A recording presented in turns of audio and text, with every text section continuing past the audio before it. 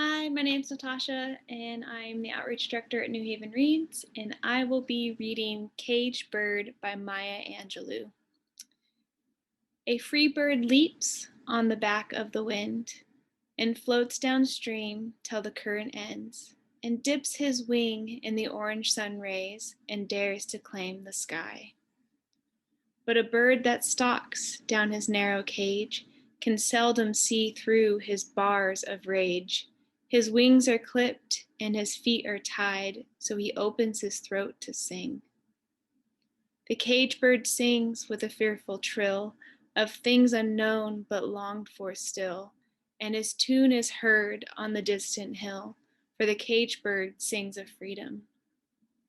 The free bird thinks of another breeze, and the trade wind soft through the sighing trees, and the fat worms waiting on a dawn bright lawn, and he names the sky his own.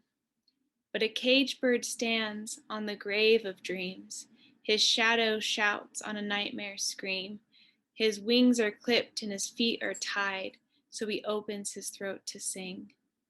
The cage bird sings with a fearful trill of things unknown but longed for still, and his tune is heard on the distant hill, for the cage bird sings of freedom.